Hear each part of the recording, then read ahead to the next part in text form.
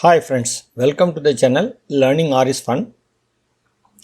In the last video, we have seen the tidyverse packages, general introduction of various packages which are collectively known as tidyverse. In today's session, we will be seeing tibbles. Tibbles are nothing but data frames but improved versions. We can see some differences between the data frames and tibbles. Data frames are basic structures from base R, whereas here it is from tidyr. And in case of data frames, we can extract columns or we can address the columns using partial matching of the column headers. Suppose if the column header is age, we can even use alphabet A provided there is no other column with the alphabet A starting. Similarly, in case of data frames, the character variables in a column were being converted as factors, but that behavior got stopped in version 4.0. In tibbles, this conversion behavior was not there from the beginning. Data frames print the entire data frame if you give a command for printing them, whereas in case of tibbles, generally they are printed nicely. Not only that, it is only printing to the screen. In case of tidyverse functions, they expect tibbles or data frames as the first argument. Generally, the argument taken as tibble is worked upon and then they return as a tibble.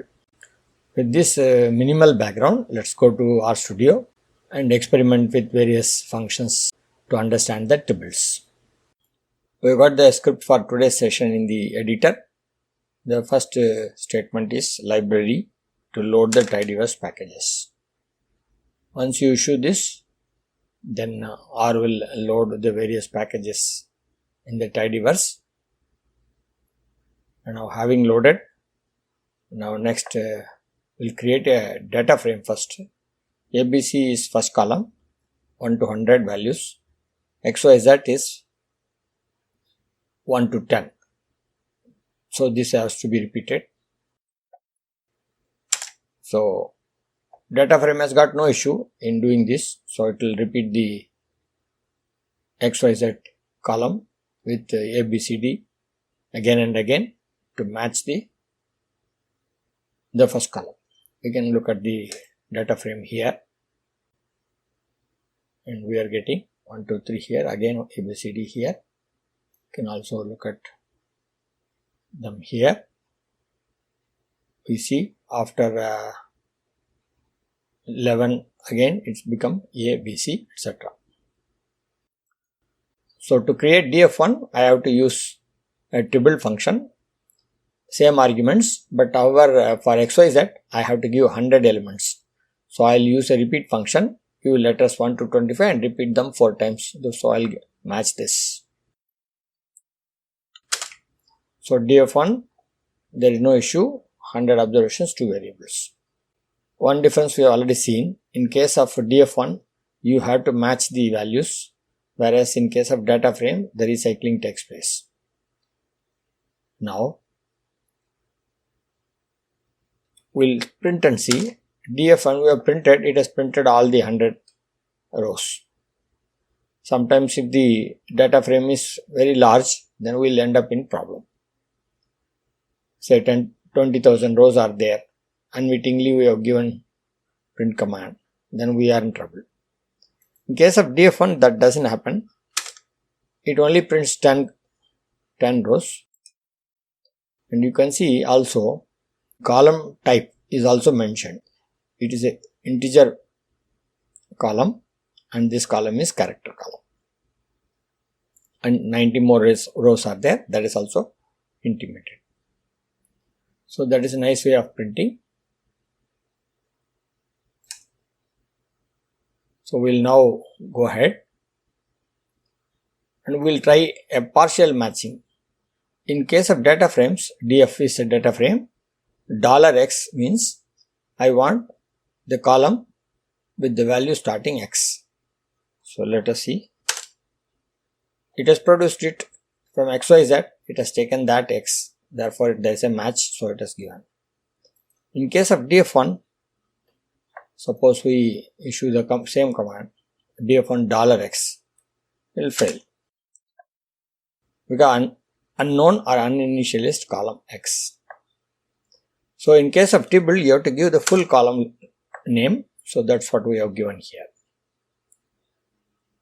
Again, we'll take all rows and XYZ column, that is in df. In the data frame, we'll get a vector for this. Whereas the same thing you do for a tibble, you get a tibble. How do you know it is tibble? Because it says it's a tibble 100 into 1. Not only that, we see the column name and then we are seeing what is called the column type also shown underneath that. So that is the hallmark of tibble. So in case of data frame, when we are doing this indexing and all, we get data frame returning as a vector. Sometimes it returns the data frame itself. Depends on situation. Say for example, now in this case, we are going to extract two columns, ABC and XYZ. Two columns we are extracting, all the rows. So now we'll do that. So it has extracted both. Let's see what is this extraction. This is a data frame because we have got two column headers and then we got the values. Whereas the same thing we do for a tibble, what happens? We got a tibble now. That is, when you have extracted two columns out of a tibble, what you got is a tibble. So this is another behavior which we can note down. And now we'll create a tibble with x as 1 colon 7, y as just 3 and z is this. So what happens? Here I have given 7 values, here I have given only 1 value. Will it throw an error? No, it will not, because if only one number is there, it will recycle. Okay, let's see what happens. So why it has recycled? Because it's only one number. If we have given a set of numbers or more than one number, it should match with this 7. If it's not matching, it will throw an error. That's the behavior. So we got XYZ, we got the values, we got the tibble now. There is another function which is tribble. Tribble is, we give the values in the form of rows. Like here I have given initially the column heading as tilde symbol name, comma, tilde symbol age. Then immediately you must put a comma and then you have to follow name, again age, you have to follow that. You have to keep on doing that till you complete the entire data entry. Then in that case, a tibble will be produced. So we got a tibble 2 by 2 and you see column headings have been given clearly, name and the age, and we got the names in the character column and age as double. Okay, now we'll give one more example, XYZ. In this case, we have got again XYZ as column headings and character and double. 2, 3 column, the types are shown and the values are shown. Now let us look at some indexing operations using tibble. We'll create a df2 tibble first. X or uniform means basically the distribution, random numbers, 5 numbers I want from the uniform distribution, with the minimum as 0, maximum as 1. Similarly, y will be random normal distribution. From there I want 5 values with mean as 0, standard deviation as 1. So I will create the tibble I have created. Now this is df2. Can look at df2 here. So we got xy, we got the values. Okay, now we'll do subsetting. df2 all rows 1 colon 2. So we got a tibble here. Nicely it is also showing the negative values in red. We'll ask what is this df2 first. Its class is shown as 3 different strings are there. Basically, since table underscore df is the class, and this class is a subclass of data frame, data.frame. So this class information, basically the attribute is having 3 values.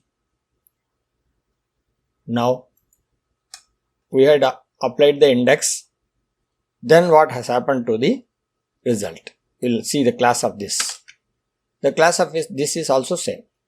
So basically when tibble is subset, you end up with a tibble. So we see one more example. Here also it says it's a class. Now suppose we do the extraction of the column, df2 extraction of the column. We know what is df2. Once again we can have a look at it. This is x and this is y, and we want this column only. So what we'll do, we can use a dollar operator and enter. Here we have not got a tibble. Here when we extracted a column, and that's a vector. So we can see it's a numeric vector. And suppose instead of using dollar operator, we want square brackets, then you have to use double square brackets. So in that case, you get the same values. This is happening because this is also having a list property, tibble. So when in list we know to extract the content, we have to use double square brackets. We can also extract the position, means there are x and y, there are 2 positions. So I can use df2, the position is 1, I want the contents. Then also you get the same value. For y you have to use the second position, so you have to write 2 here. Let us now look at some differences in the recycling between df, the data frame, and tibble. In the case of data frame, the recycling does not happen always. There are some issues. So we'll see first column 1 to 10, second column will say letters 1, 2, that means A and B. So we'll try to create this data frame. So there is no issue, AB, AB, AB, it is recycled. Now this time instead of giving AB, we'll give ABC, but here there is 1 to 10. So we may expect ABC, ABC, ABC and then A. That doesn't happen because they want proportionately. That's what is mentioned here in the error. So let me try 1:4, then also I am getting the problem. 1:5, there is no issue, ABCDE, ABCDE. That means in the data frame, when we are using the arguments, we have to give the length of the column values to be same. If you give some lesser number, then that has to be a proportion of each other so that recycling can be done properly. That is the behavior data frame expects. In case of tibble, you give more than one value, it will not accept. So that's what is happening. Only values of size 1 are recycled. So I will give only one value, then the recycling takes place. So that's the difference between data frame and tibbles. Now let us come to the issue of row names. In the case of tidyverse packages, the concept is that all columns are to be of the same type, and row names basically they have a different attribute. So they have discouraged use of row names. That means if row names have to be made available, then you have to make some specific efforts. Otherwise tables will not have row names. So in this regard, there are certain functions. We can see one by one. We know empty cars. Okay. So empty cars, if we type empty cars, this data set has got here empty cars. We got MPG, cylinder, displacement, etc. These are the columns, and the car names are there in the as row names. This is not part of a column, but these are row names. Okay, now we will ask, has underscore row names. And we'll ask whether empty cars has got row names. It says true. Now if you say remove underscore row names empty cars, it will remove and show the same result. So here we are not having the car names as row names. But sometimes this value is important for us. So we may have to take these row names into column. We have done this in the last video in a different method, but now we can use a function. Now when we have removed it here, it has not removed this row name from the empty cars. It has only removed and shown the result here. Empty cars remains as it is. So we can see that here, empty cars remains as it is with the row names. If we have assigned this row remove underscore row names empty cars to some, say, empty cars without row names, then it would have got that without row names. But otherwise now what we have done here is only displayed and lost. Now we have seen what is empty cars. We will now define df cars. That is, we will assign this function result to df cars. What is this function? Row names to column. That means whatever row names are there, create a new column. In that you store them. What is the new column name? Car name. That is the var. And var, which is the data? Data is empty cars. So whatever result is coming, we will store them in df cars. This is what we are saying. And now df cars has happened. If you look at df cars here, we got car name as the first column, mpg as second column, like that. So we got the whole results, but there is no row name here. In the sense, now df cars has been created. Df cars is having the first observation as the new name, that is car name. Now column to row names. We have done row names to column. We can also do the otherwise the vice versa function. From in df cars, we'll say variable is car name. Now what happens? Now I got the original data back. That means row names have been mentioned here and the data remains as it is. Now a particular data set is having row names or not, we can check up using has underscore row names. We get true here. In the case of iris dataset, we'll say we'll get false because iris dataset is a dataset where we have iris, the 3 species of flowers, and you can see here the sepal length, sepal width, petal length, petal width. This is what is the data, and that data is given for 3 species. One is setosa, another is versicolor, third one is virginica. So there are 3 types of species of the flowers. For each of these, the value is measured here as given here, that is sepal length, sepal width, petal length, petal. Now this is not having any row names, and that's why when you are asking has row names, iris, you get false.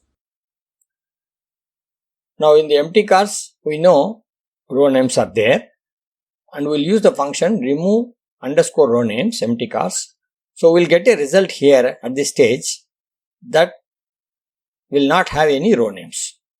Now this whole information what we have processed, that will pass on to has underscore row names function, which is going to check whether there is a row name.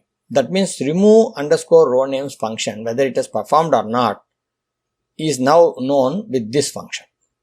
Now this is what is called a pipe. And this information what you get in the LHS is passed on to the RHS function. The RHS function will tell the result finally. We get false. Now in case of iris, we know there is no row name, but row ID is available. That row ID 1, 2, 3, whatever is written, and that number up to 150, we want to pass on as a column. And then we want to see in the first 10 value, first 6 values. Here we are seeing the row ID column is created, and that column is having now the numbers. We have come to the end of the session now. Here we have seen certain important aspects of the table, the difference between table and data frame. And we have also seen how to extract data out of a table and what is a class of a table. And then we have seen some functions dealing with the row names. Basically, row names are discouraged in tables, but if we have to have, then what is to be done? That is what we have seen in the last set of functions. In the next video, we will be seeing about the piping operator. So I have just given a taste of the piping operator here. We will deal with the pipe operator thoroughly in the next video. Thanks for watching. Bye from me.